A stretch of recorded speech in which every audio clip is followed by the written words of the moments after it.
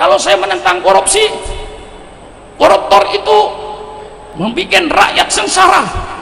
Akibat koruptor inilah Indonesia yang kaya raya, rakyatnya masih ada yang miskin. Ini harus diberantas korupsi ini. Kemudian orang koruptor bilang, ini kiai yang radikal. Alhamdulillah Pak Camat.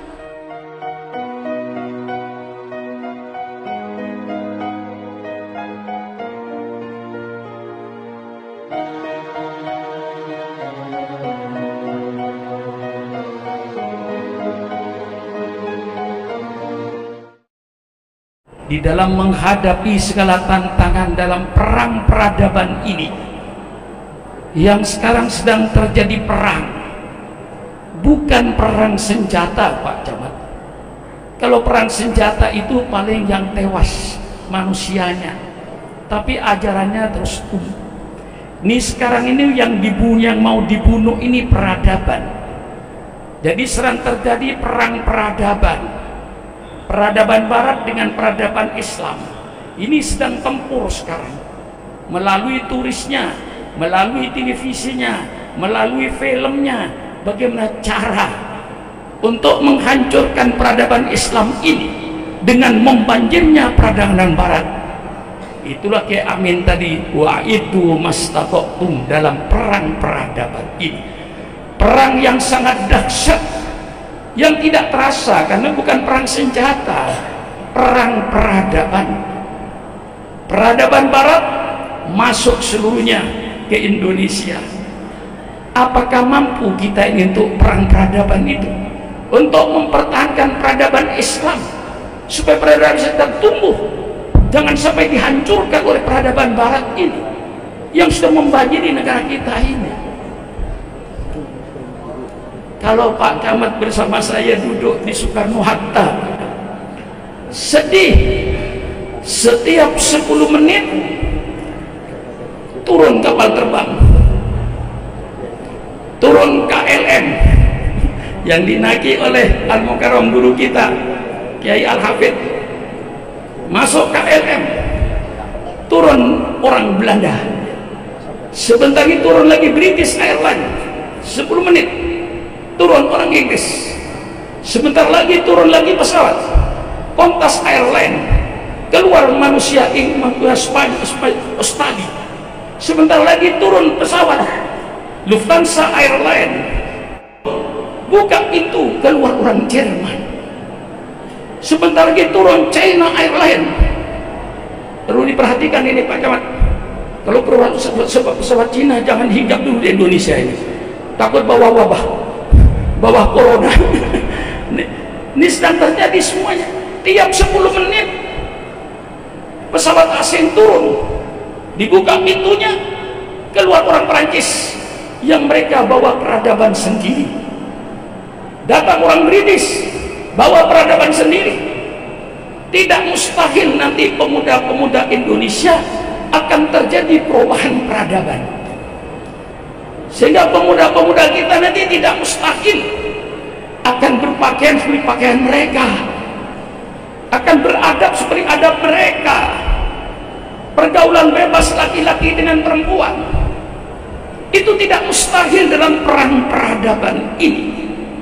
Kiai Amin memperingatkan, itu mastata'tum min quwwatin, dengan ilmu ismun nakirah, dengan segala macam kemampuannya dalam perang peradaban ini.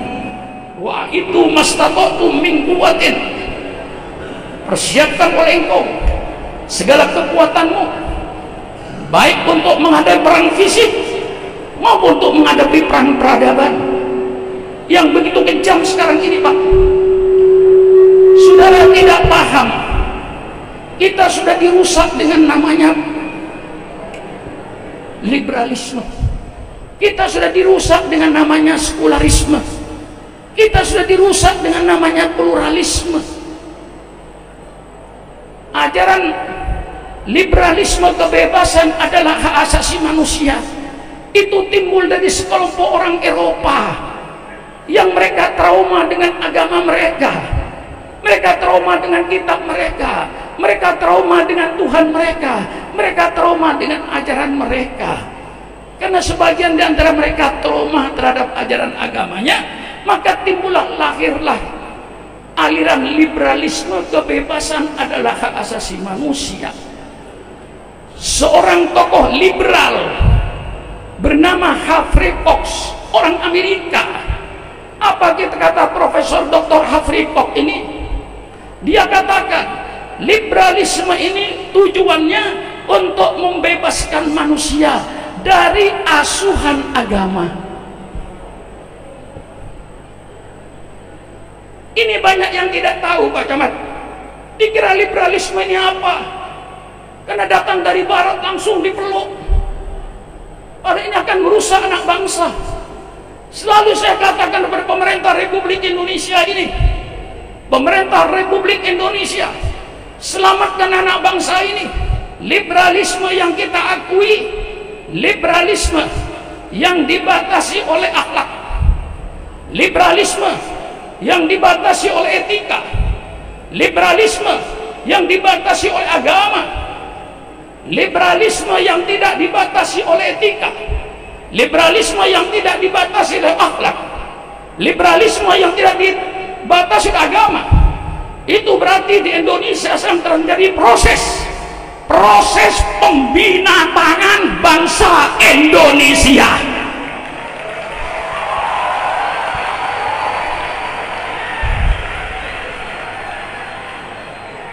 Ini sedang terjadi sekarang, dan di Eropa sudah terjadi. Jangan dikira oleh saudara Eropa bagus. Di Eropa pembinatangan manusia sudah terjadi. Laki-laki dengan perempuan bebas halal. Anak SMP, SMA bergaul bebas, laki-laki perempuan halal. Asal mau sana mau. Kawannya mau, masuk ke pengadilan. Saya jawab, saya mau, dia mau, ketua pengadilan. HAM, tidak bisa dituntut. Lebih dari itu, saudara. Sekarang di Eropa lebih dari itu. Bukan hanya pergaulan bebas, berzina halal, tetapi sekarang sudah menuju kepada lebih dahsyat dari itu. Perkawinan sejenis homoseks disahkan oleh negara-negara mereka itu. Padahal dalam kitab mereka, homoseks termasuk satu kejahatan. Persilakan baca kitab Injil, persilakan baca kitab Taurat, kitab mereka. Homoseks termasuk satu kejahatan. Tapi sekarang ternyata di Eropa laki-laki kawin dengan laki-laki disahkan. Undang-undang negara. Perempuan kawin dengan perempuan disahkan oleh negara. Ini sudah melampaui binatang. Saya di Indonesia atau di Malaysia belum pernah melihat kucing jantan kawin dengan kucing jantan, belum pernah saya melihat itu. Ayam jago kawin dengan ayam jago, belum pernah saya melihat. Tapi sekarang Pak Camat, sudah terjadi. Laki-laki kawin dengan laki-laki, perempuan kawin dengan perempuan, disahkan oleh negaranya menjadi undang-undang negara. Hancurlah manusia ini. Ini yang hendak saudara, liberalisme itu bagus. Selalu saya katakan pada pemerintah, hai pemerintah Republik Indonesia, selamatkan anak bangsa ini. Liberalisme yang masuk ke Indonesia, kita negara Republik Indonesia berdasarkan Pancasila, ketuhanan yang Maha Esa. Maka liberalisme di Indonesia wajib dibatasi dengan akhlak, wajib dibatasi dengan moral, wajib dibatasi dengan agama. Liberalisme yang tidak dibatasi dengan etika, liberalisme yang tidak dibatasi dengan agama, itu berarti di Indonesia sekarang sedang terjadi pembinatangan bangsa Indonesia. Nah, ini saya pesan, diperingati. Ini sedang terjadi perang peradaban. Peradaban dulu matiin. Nanti setelah perang peradaban selesai, perang senjata, habis kita semua. Karena kita sudah tidak punya peradaban Islam lagi. Kalau kita masih punya peradaban Islam,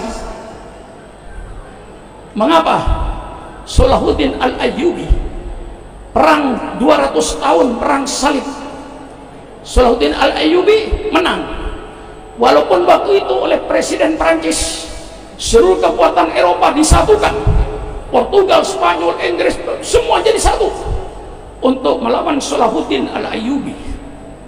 Tapi alhamdulillah Salahuddin Al-Ayyubi menang perang 200 tahun. Bayangkan saudara, kenapa dia tahu bahwa jiwa dalam Islam itu ada satu jiwa yang mahal dalam Islam ini. Semua para sahabat Rasul cita-citanya satu, mati di medan perang, bela Islam, masuk surga. Maka sahabat Rasulullah kalau mati di atas tempat tidur, dia ngeluh, ya Rasulullah, mengapa saya tidak mati di perang Badar? Mengapa saya tidak mati di perang Uhud?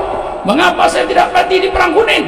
Mengapa saya tidak mati di perang Tabuk? Mengapa saya mati di atas tempat tidur Rasulullah? Saya menguasai nafas sia-sia Rasulullah. Sampai begitu dia itu. Ini yang jiwa ini, peradaban ini. Peradaban ini yang membangkitkan semangat Islam. Sehingga akhirnya pusatara Eropa, berapa negara itu yang bersatu waktu itu, disapu habis oleh pasukan Salahuddin Al-Ayyubi. Nah itu mereka tahu, disitulah kekuatan. Maka hilangkan peradaban Islam itu, hilangkan iman umat Islam itu dulu, hilangkan rasa fanatik kepada Islam itu. Rasa fanatik dalam Islam hilangkan. Ya, saya tidak pernah takut dikatakan radikal itu.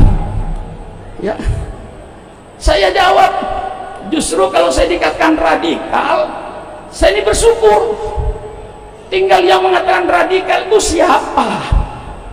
Kalau saya menentang korupsi, koruptor itu membuat rakyat sengsara. Akibat koruptor inilah Indonesia yang kaya raya, rakyatnya masih ada yang miskin. Ini harus diberantas korupsi ini. Kemudian orang koruptor bilang, ah ini kiai yang radikal. Alhamdulillah Pak Camat. Saya bilang, perzinaan itu menghancurkan rumah tangga, menghilangkan rasa kasih sayang antara bapak dengan anak karena pelacuran. Ini merusak, dan Allah laknat pelacuran dengan penyakit AIDS dan HIV.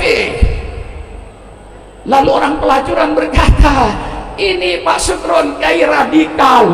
Alhamdulillah. Bagaimana Pak Camat? Ini mumpung Pak Camat jadi saksi. Alhamdulillah saya dikatakan radikal. Siapa yang berkata radikal sama saya? Nah disinilah, kalau saya menghantam penjudian, penjudian itu menciptakan masyarakat jadi pemalas dan tidak mendatangkan harta. Akhirnya hartanya habis, dia ngerampok. Ini bahaya penjudian, harus dibantas penyakit masyarakat. Lalu mereka berkata, orang-orang tukang judi, ini kiai radikal. Alhamdulillah.